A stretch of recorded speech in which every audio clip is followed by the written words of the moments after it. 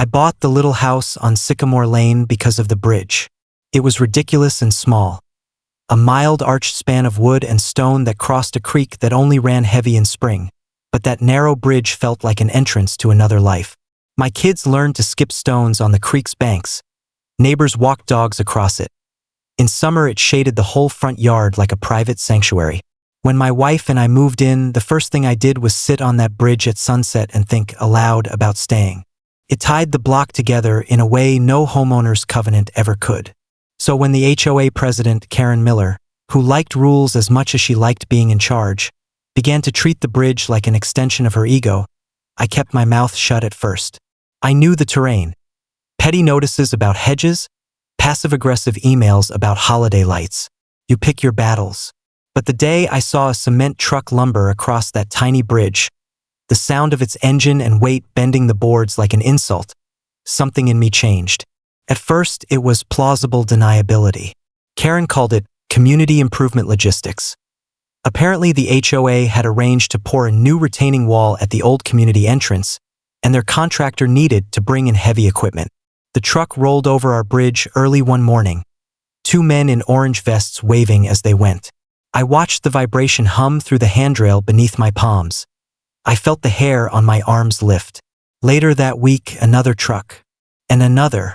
Each time the boards wrote back only a bland, approved activity note, or a terse public utility exceptions. My polite emails went unanswered. A neighbor texted me that the HOA had paid for the service with reserve funds. Someone else said the contractor was Karen's cousin's company. The bridge was never designed for that kind of load. There were weight limits, of course, a county bulletin framed and mounted at the creek head, a faded sign that said 3 tons.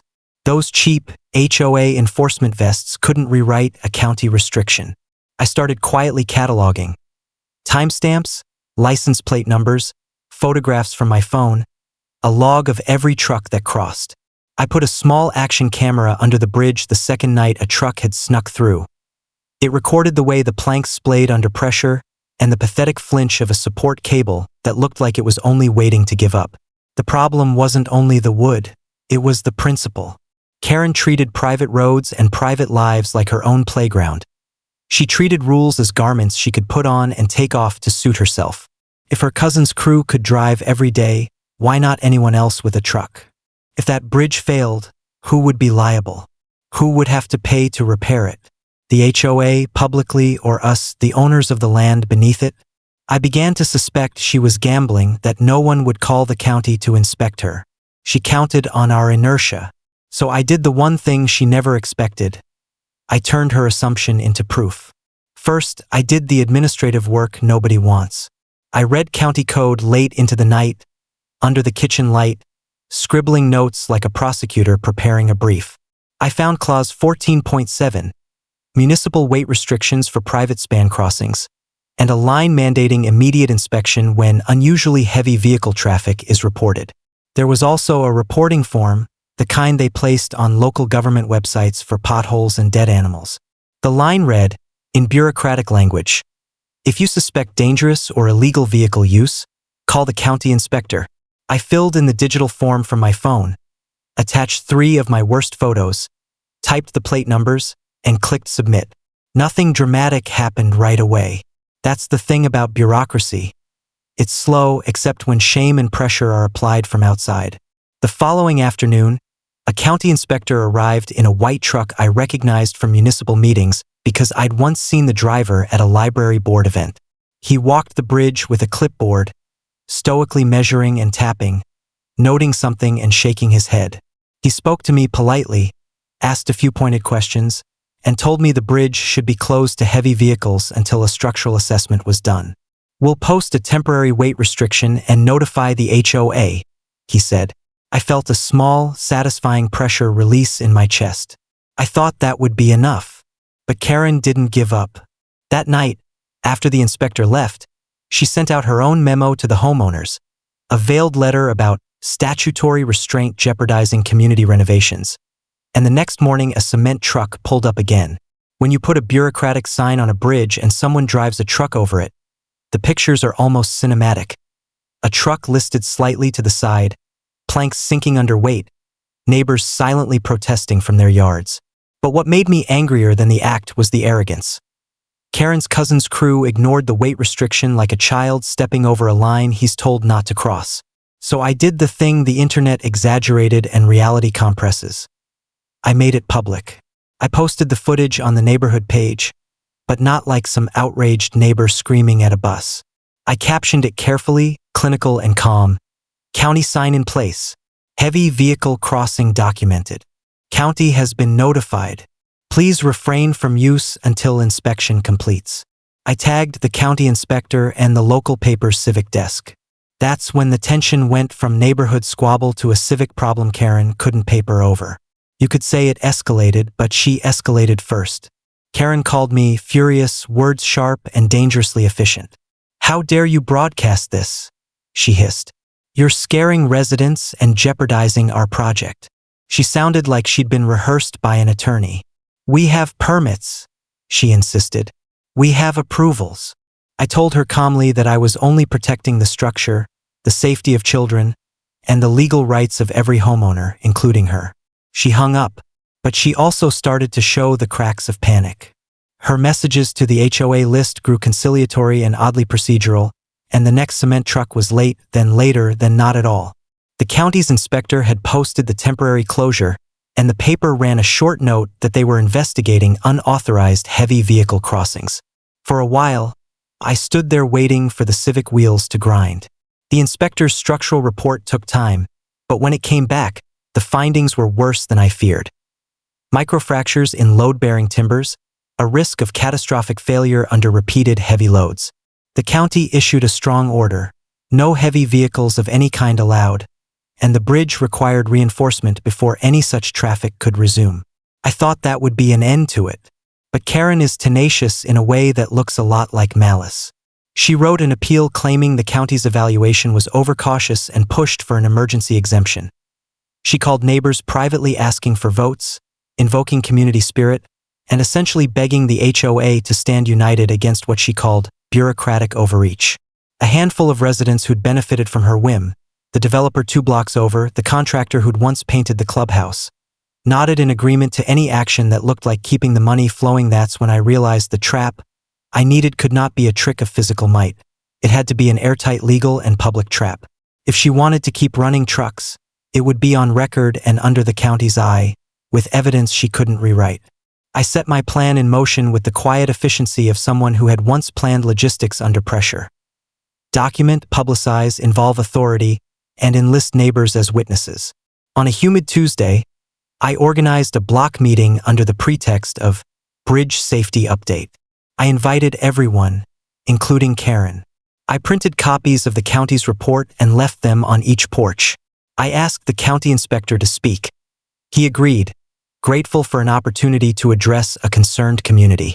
I also invited 2 other people quietly: a structural engineer from a nearby firm who owed me a favor after I helped his son with a science project, and a reporter from the paper who had called me during the initial posting asking for more details.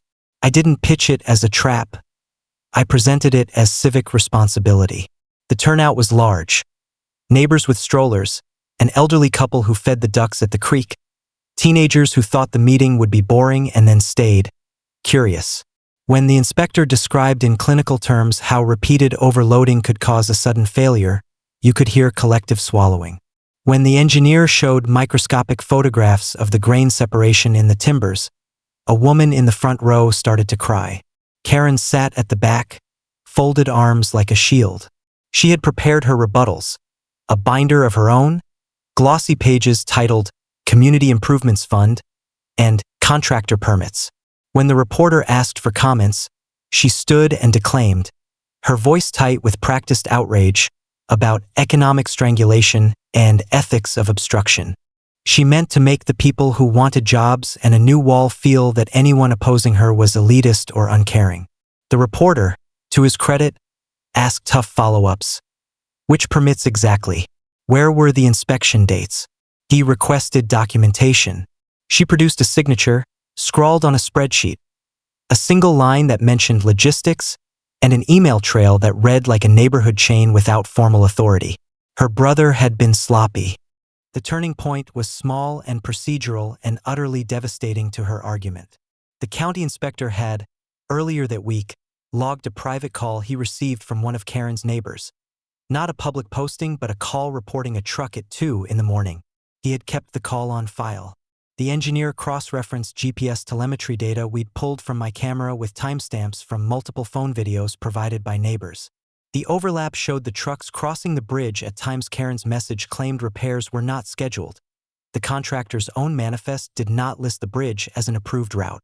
When the reporter summarized what he would write, the room shifted. What looked like neighborhood disagreement became something that could be investigated. Possible permit fraud, endangerment, and extortion if, as some whispered, the contractor had been overbilling. Karen's composure finally broke. Her hands shook as she reached for her binder and found nothing that matched the paper trail we produced. She stammered, then accused me of lying. People leaned in. The elderly couple spoke up. They'd watched the trucks every night and had taken video themselves. A teenager streamed a clip from his phone that had gone viral on the local group. A massive cement truck rolling through at midnight, its headlights painting the creek banks, the bridge shuddering. The reporter asked the county inspector if an investigation would be opened. He nodded, and the sound that followed was less of a gasp than an avalanche. Neighbors who had felt small and afraid now had evidence.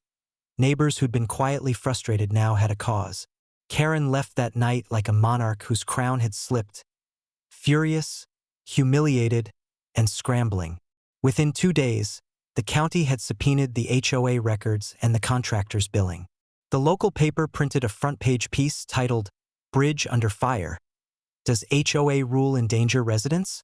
People called attorneys, neighbors exchanged stories of unreported repairs that never happened, and one of the contractor's former employees anonymously confirmed that the crew had been directed to use the bridge as a shortcut by someone in authority who'd promised payment. That someone looked a lot like Karen. The county's prosecutor began to take the situation seriously. Suddenly, the problem was no longer local nuisance. It was alleged negligence and possible criminal oversight. Meanwhile, rumor and accountability have a way of doing what money and private memos cannot. They strip away protective illusions. A few homeowners who had been loyal to Karen because of a promised clubhouse renovation now realized their pools might be at risk if the bridge failed and they were cut off. Others who had been silent found their voice. I looked at the neighbors who had once hesitated to sign a petition. They were now on the phone with lawyers, on the doorstep giving statements, and administering first-person accounts with the kind of detail that kills denials. The HOA board that had once nodded politely at Karen's office suggestions began to meet in a new format. Legal counsel present, minutes taken, motions filed. She tried to sue me for defamation, but the county's subpoenaed logs and the engineer's report made that claim look thin and vengeful. She dropped it without ceremony. The legal process, while satisfying in its finality, was messy and slow. The contractor was fined heavily for violating county route restrictions and for falsifying paperwork. The prosecutor filed misdemeanor charges for endangerment. Karen was voted out of the HOA presidency in an emergency general meeting that felt almost like a civic exorcism. She packed her things with the same stiffness with which she had always delivered smile and fine letters. No apology, no reflection, only a practiced claim of persecution. One of the contractors, the cousin who had profited most, was barred from HOA business for years and forced to reimburse funds. The county repair crews reinforced the bridge, replacing the rotted supports and bolting steel plates where the wood had begun to split. When the work was done, the bridge looked stronger than ever, as if it had swallowed its humiliation and now wore a new armor. The neighborhood changed in ways that were small and important. People walked together more. We installed a transparent reporting app that the county could cross-check so some bureaucratic hand could not be waved away. We held a bridge opening picnic that summer, with families and kids and the county inspector as an honored guest.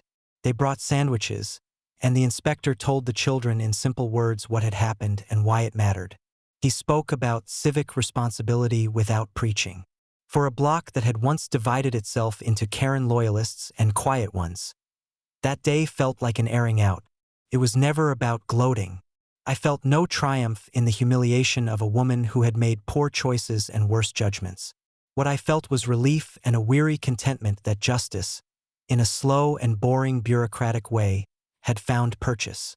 The trap I set wasn't a trap of cruelty but one of exposure. Put evidence where it couldn't be denied, involve the authorities who had the power to act, and make the community into witnesses who could not be ignored.